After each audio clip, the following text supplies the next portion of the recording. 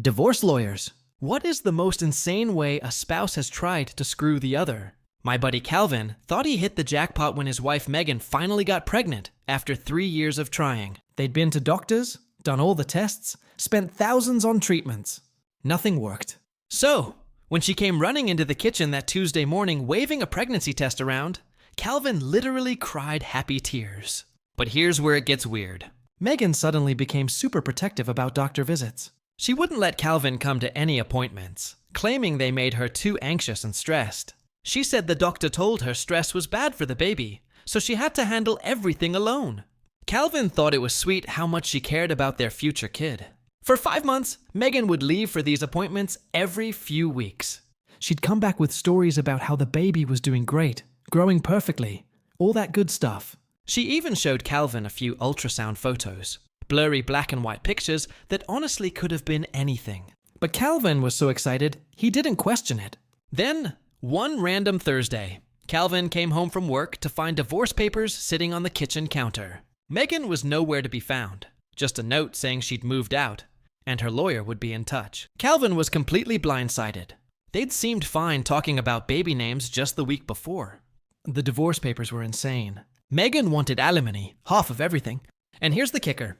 Immediate child support payments because of all the prenatal medical costs. She claimed she needed money right away for special vitamins, extra doctor visits, all kinds of pregnancy-related expenses. The papers said she was already 5 months along and needed financial support starting immediately.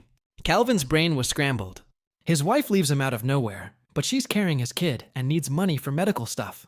He wanted to do right by his future child, but something felt off. When he asked Megan's lawyer for recent ultrasound photos as proof, they said it wasn't legally required yet, and they'd provide documentation after the settlement was signed. That's when Calvin's lawyer got suspicious. She told him this whole situation stunk and convinced him to hire a private investigator. Calvin felt awful about it, like he was betraying his pregnant wife, but agreed to a quick background check. The PI called Calvin 3 days later. The conversation lasted exactly 12 seconds. Your wife isn't pregnant. She ordered fake pregnancy tests and fake ultrasounds online. We have the receipts. Calvin's world crashed. The PI had found Megan's online shopping history, purchases from websites that sold realistic fake pregnancy tests and custom ultrasound images. She'd even created a fake email account pretending to be a nurse, sending Calvin updates about his baby's progress whenever he asked questions. But wait, it gets worse. The PI kept digging and found out Megan had a boyfriend named Josh. They'd been together for 8 months since before she announced the pregnancy. They were already looking at condos together, planning to use Calvin's alimony and child support money as a down payment. The plan was for Megan to miss O'Reilly right after the divorce settlement was finalized, then disappear with Josh. Calvin confronted Megan over the phone. She didn't even deny it. She just laughed and said, "You were never going to figure it out. You believed everything I told you." Then she hung up. Calvin's lawyer immediately filed counter motions, presenting all the evidence. Megan tried to claim she really was pregnant, and the PI was lying. But when the judge ordered an immediate medical examination, she suddenly couldn't make it to court. Her lawyer dropped her the next day. The divorce went through, but Calvin didn't have to pay a dime. No alimony, no child support, nothing. Megan actually had to pay Calvin's legal fees because the judge was so pissed about the fraud. Calvin found out later that Megan and Josh broke up 2 months after the divorce, when Josh realized there was no money coming from the settlement. Calvin always believed he was one of the lucky ones. He had a steady job, a nice home, and a wife he adored. The only thing missing was a child. For 3 long years, he and Megan had tried everything. Fertility treatments, doctor consultations, lifestyle changes, even long nights of whispered prayers. Nothing worked. Each negative test had felt like a knife to the heart. So, on that random Tuesday morning, when Megan came running into the kitchen, clutching a pregnancy test with trembling hands, Calvin's world shifted. "It's positive," she gasped, tears streaming down her face. Calvin stared, unable to breathe. Then the joy hit him. His knees buckled, and he wrapped his arms around her, sobbing into her shoulder. "Oh my God, Megan, we did it! We're going to be parents." For days, he walked around in a daze of happiness. He called his parents, told his closest friends. Everyone congratulated him. But slowly, small cracks began to appear. Megan insisted she had to go to all her doctor appointments alone. You make me too nervous, she said gently, brushing his cheek with her hand. The doctor said stress is bad for the baby. Please, Calvin. Just let me handle this, he frowned. But I want to be there, to hear the heartbeat, to see the ultrasound. Later, she interrupted, smiling softly. When I'm further along, right now I need calm. For the baby. Calvin swallowed his disappointment. If this was what Megan needed, he would respect it. For 5 months, he trusted her. Each time she came back from an appointment, she brought a new story. How the baby was developing perfectly, how the doctor said everything looked great. She even showed him ultrasound pictures, grainy black and white images he didn't understand, but accepted with blind faith. At night, they whispered about names. Megan liked Lily for a girl. Calvin liked James for a boy. He started building a crib in the garage, sanding the wood late into the evening, imagining tiny fingers gripping the rails. Then one Thursday, everything collapsed. Calvin came home from work humming, ready to surprise Megan with dinner. But when he walked into the kitchen, the air felt wrong. Silent. Empty. On the counter sat a stack of papers and a note in Megan's handwriting. I've moved out. My lawyer will be in touch. He froze. His eyes darted to the papers. Divorce documents. His stomach dropped as he skimmed the lines. Megan was demanding alimony, half of everything, and, his blood ran cold, immediate child support for prenatal expenses. He whispered aloud, child support? Already? Confused, he called her lawyer, asking for medical proof. The lawyer's response was curt. It's not legally required at this stage. Documentation will follow after settlement. That night, Calvin sat in the dark, staring at the crib in his garage, his heart splitting in two. His wife had left him, but if she was pregnant with his child, didn't he owe that baby everything? His lawyer, a sharp woman named Denise, didn't buy it. Something's rotten here, Calvin. She's pushing too fast. Let's bring in a private investigator. I don't know, Calvin stammered. She's my wife. The mother of my child. I can't spy on her, Denise leaned forward, or she's lying. Don't let guilt blind you. Just one check. If I'm wrong, you'll have proof and peace of mind. Reluctantly, Calvin agreed. 3 days later, the PI called. His voice was flat, almost pitying. Your wife isn't pregnant. The world tilted. What? That can't be true. She showed me ultrasounds tests. All fake. She bought them online. We traced her purchases. Fake pregnancy kits, custom ultrasound images, even a fake nurse email address. It's all here in black and white. Calvin sat in stunned silence as the PI added, and she's not alone. She's been seeing a man named Josh for 8 months. They're apartment hunting. The plan was simple. Drain you with alimony and child support, then disappear together. Calvin's hands shook as he ended the call. His marriage, his fatherhood, his future, nothing but ashes. He confronted Megan by phone, voice cracking. Why, Megan, why would you do this to me? On the other end, she laughed. Laughed? You were never going to figure it out, Calvin. You believed everything I told you. Then she hung up. The betrayal burned like fire, but Denise moved fast. With the PI's evidence, they filed countersuits. At court, Megan's lies unraveled spectacularly. She tried to insist she really was pregnant, but when the judge ordered a medical exam, she suddenly claimed she couldn't attend. Her own lawyer quit the case the next day. The verdict was swift and brutal. Calvin owed her nothing. No alimony, no child support. Instead, Megan was ordered to pay his legal fees for fraud. She left the courthouse pale, her perfect scheme reduced to rubble. Weeks later, Calvin heard Megan and Josh had broken up. Apparently, Josh wasn't interested once he realized there was no payout. Karma had done its work. Calvin stood in the garage one evening, staring at the half-built crib. He ran his hand over the smooth wood, tears pricking his eyes. He wasn't going to be a father, not now, but he had survived the worst betrayal imaginable, and somehow that gave him strength. One day, he told himself, he'd finish that crib, and when he did, it would be for a child who truly deserved all the love in his heart. Story, my fiance's father said, sign this contract for her student loans or the wedding's off. I said, I understand. Then I took the ring back and bought a house instead. 3 months later, the loan collectors were calling him as the co-signer. I, 29 male, was supposed to marry Jenna, 27 this past June. We'd been together 4 years, engaged for 1.V.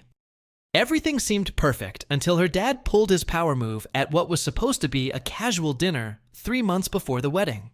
Gordon, her father, always gave me weird vibes. Real estate broker drove a leased BMW he couldn't afford. Constantly talked about building generational wealth while being behind on his own mortgage. But Jenna adored him, so I kept my mouth shut. That Tuesday night, after we'd finished eating, Gordon pulled out this folder, like an actual manila folder with typed documents inside. Slid it across the table like we were in some corporate merger. Before you join this family officially, we need to discuss Jenna's education investment. I looked at Jenna. She was staring at her plate. The investment was $127,000 in student loans for her master's in creative writing from a private university. The one Gordon insisted she attend because prestige matters more than price. I need you to sign as co-borrower on the refinancing, he said. Better rates with dual income. I flipped through the papers. The loan terms were insane. Variable rate starting at 8.9% 20-year term. Gordon, this would make me equally responsible for supporting your wife's dreams. Yes. He leaned back, this smug look on his face. Unless you don't believe in her potential. Jenna finally spoke up. Dad, we talked about this being voluntary. Sweetheart, a real man doesn't let his woman struggle with debt alone. I set the papers down. I need time to review this with a financial advisor. Gordon's face went red. Financial advisor, this is about trust. You either commit to this family fully, or he let it hang there. Or what? Or maybe you're not ready for marriage. Can't have the wedding if you're not committed to the family burden. I mean, investment. I looked at Jenna. She was crying silently. I understand, I said. Got home that night and couldn't sleep. Jenna kept apologizing, saying she had no idea her dad would do this, that she'd talk to him. But something felt off. She was upset. Yeah. But not shocked, not angry at him. Next morning, I did some digging. Found out through a mutual friend who worked at the university that Jenna had actually graduated with about $63,000 in loans. The rest Gordon had taken out Parab Plus loans and spent them on expenses. His BMW lease, a vacation to Cabo, new golf clubs. Now he wanted to consolidate everything and make me responsible for his spending. I confronted Jenna that evening. She broke down completely. I didn't know how to tell you. He said he was helping with living expenses, but I found out later he was using it for himself. He promised he'd pay it back, but then his real estate deals fell through. And you knew this whole time. You knew. I was going to tell you after the wedding. I swear, after I was legally bound to you. She couldn't deny it. I took the ring back that night. Not dramatically, just asked for it while she was sobbing on the couch. She handed it over without argument. Update 1. The aftermath was intense. Gordon called me 43 times the first day. Left voicemails ranging from, "Let's discuss this like men to you're destroying my daughter," to "I'll sue you for emotional damages." My favorite was, "That ring was a promise." You can't just take it back. Actually, I could. I checked. Conditional gift laws in my state are clear. Jenna moved back with her parents, started posting vague quotes on Instagram about knowing your worth and real men step up. Her mom Diane commented on every single one with prayers, hands, emojis. But here's where it gets interesting. Remember I mentioned saving for the wedding? We had a budget of $35,000. I'd saved $26,000 of it. Jenna was supposed to contribute the rest, but kept having unexpected expenses. That money was sitting in my savings account untouched. Gordon knew about it. He'd made comments about how wise I was to save so aggressively. 5 days after the breakup, he called from a different number. I answered, "Listen, I may have been harsh. Let's compromise. You take on half the loans, we still have the wedding. Well, I'll even knock $5,000 off the wedding contribution from our side." Your contribution was only $9,000 to begin with. Exactly. So now it's $4,000. That's reasonable. I laughed. Actually laughed. Gordon, there's no wedding. You don't understand what you're doing. Jenna's destroyed. Her anxiety medication costs alone. Not my problem anymore. What about the deposits? The venue? The catering? I'm handling it. He paused. You're going to lose thousands walking away from those deposits. Actually, I'm not. See, I'd been smart about one thing. Every contract for the wedding was in my name only. Jenna had insisted on it because planning stresses me out. You're so much better at this stuff. I'd already called the venue. Turned out another couple had been waitlisted for our date. The venue agreed to transfer everything if I let them keep a small transfer fee. Lost maybe $800 total instead of $8,000. The catering. My buddy from college had just started his restaurant business and was doing it at cost as our wedding gift. He was relieved when I called it off. Turned out he'd been stressing about the dietary restrictions Jenna kept adding. The photographer was my cousin. The flowers were through a family friend. I lost maybe $2,000 total in deposits. Had $24,000 left. You know what I did with it? Put a down payment on a house. A small 2-bedroom fixer. Upper in a decent neighborhood. Closed in 30 days thanks to the cash down payment. Update 2. Gordon's getting desperate. Found out through mutual friends that he'd been telling everyone I financially abused Jenna by stealing the wedding funds. Even called my parents to tell them they raised a con artist. My mom's response was legendary. At least my son knows not to spend loan money on a BMW lease. How did she know about that? Because I forwarded her the receipts I'd found. Gordon's Facebook was wide open, posting pictures from Cabo with timestamps matching the loan disbursement dates. Idiot even tagged the resort. But the real comedy started when Jenna began dating again. 2 weeks after we split, she was on dating apps. Her profile said she was looking for a mature man who understands financial partnership and relationships. She matched with Trevor. Investment banker drove a Tesla. Seemed perfect. They dated for 3 weeks before he Googled her and found her father's public Facebook rants about me not taking on her debt. Trevor asked her about it on their 4th date. According to my friend who witnessed this at a restaurant, Jenna tried to explain it as my ex was financially controlling. Trevor, who apparently wasn't an idiot, asked, "So your dad wanted him to co-sign your student loans?" "Well, yes, but how much?" "That's not how much." $127,000. Trevor excused himself to go to the bathroom and never came back. Left her with a $200 dinner check. Gordon called me the next day, screaming that I'd ruined Jenna's reputation. How? By not signing loan documents. By making us look like gold diggers if the shoe fits. He hung up. Meanwhile, I'm fixing up my house. Spent weekends pulling up old carpet, painting walls, updating fixtures. Posted a few progress pics on Instagram. Nothing dramatic, just new project homeowner. Jenna saw them. Sent me a long text about how I was rubbing her face in it. And you know, I always wanted a house. Yeah, I knew she wanted a house she didn't have to pay for. Update 3. Remember those loans Gordon wanted me to co-sign on? Funny thing about Parent Plus loans. They're in the parent's name, not the student's. And Gordon, in his infinite wisdom, had been making minimum payments for years while the interest accumulated. Well, 3 months after our breakup, something beautiful happened. See, when I refused to sign the refinancing documents, Gordon had to find another solution. His original plan was to consolidate everything into a private loan, with better terms using my credit score and income. Without me, he was stuck. The loans went into default. The first call came while I was at work. Gordon, panic in his voice. They're garnishing my wages. They can't do this. Who is the loan sarer? They're taking 15% of my commissions. I stayed quiet. This is your fault if you just signed. Gordon, those are your loans. Parent Plus loans. Your name, your responsibility. But they were for Jenna. No, $63,000 was for Jenna. The rest was for your BMW and vacations. Silence. How did you? Doesn't matter. What matters is that you tried to con me into paying for your midlife crisis. How's that working out? He started threatening legal action again. I hung up, but it gets better. Diane, Jenna's mom, didn't know about the loan default until they tried to refinance their house to help with the situation. Turns out Gordon had been hiding a lot of financial problems. The default tanked his credit. No refinancing possible. Diane called me crying, begging me to reconsider. He made a mistake. Please, you loved Jenna once. I did. Then I found out she was complicit in fraud. It's not fraud. It's family helping family. It's literally fraud. Using education loans for personal expenses, that's fraud. She hung up on me. Then came the real estate license issue.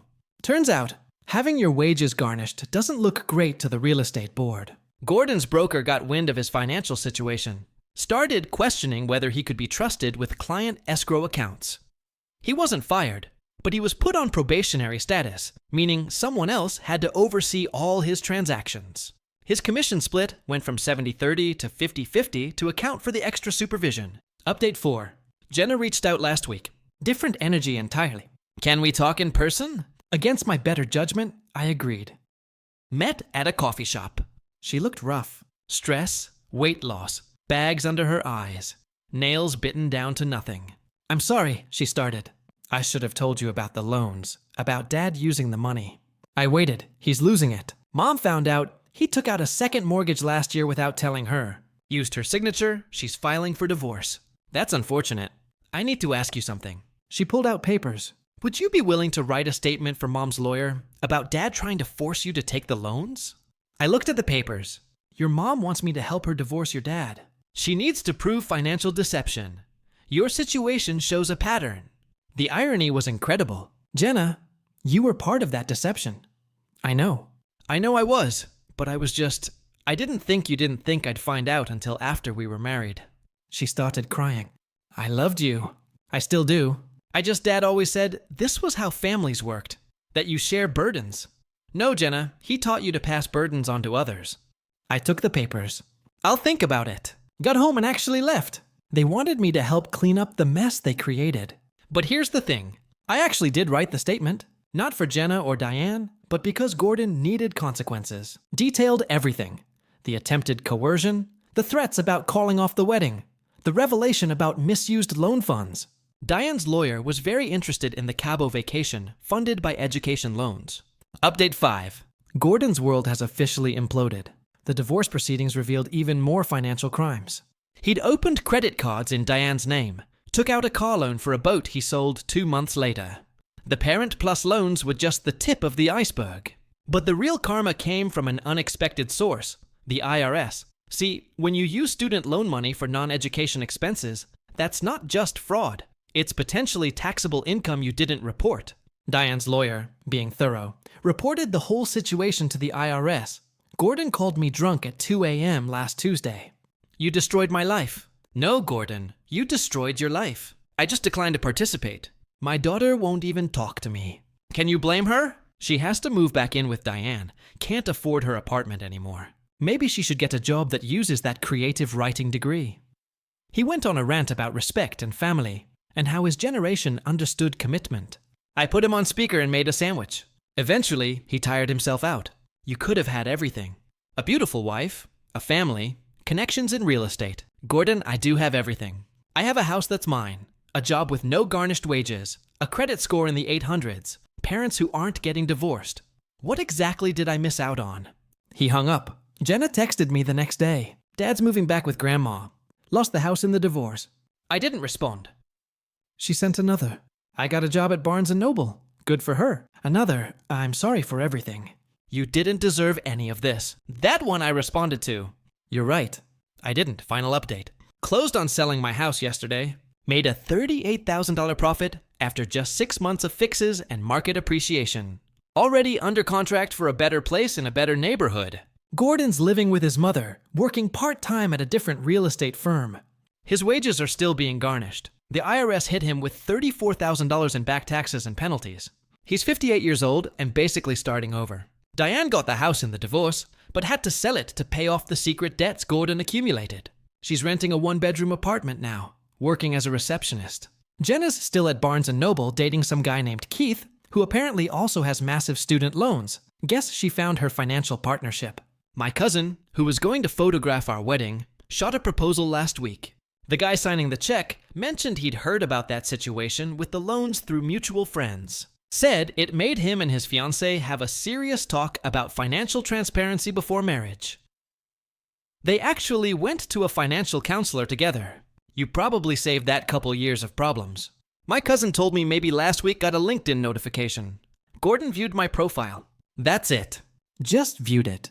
I updated it the next day with my new promotion to senior project manager. Petty, maybe satisfying? Absolutely. Oh, and remember that ring? Sold it for $8,700. Put it toward the new house down payment. The jeweler asked if there was a story behind it. I said, yeah, dodged a $27,000 bullet. He laughed and said, I should buy a lottery ticket with luck like that. Told him luck had nothing to do with it. Sometimes the best investment you can make is walking away from a bad deal. Even if that deal comes wrapped in a white dress and calls itself love. To anyone facing similar pressure, no is a complete sentence. Your financial future is not a doughy, and anyone who tries to use your love as leverage for their gain doesn't love you. They love what you can do for them. Also, always get everything in writing, even crazy demands. especially crazy demands. Gordon, if you're reading this, and I know you are because Jenna said you've been hate stalking my socials, your BMW got repossessed last month. I saw it on the auction website. Went for $11,000 under book value. Guess that generational wealth isn't generating much, is it? Cool, cool.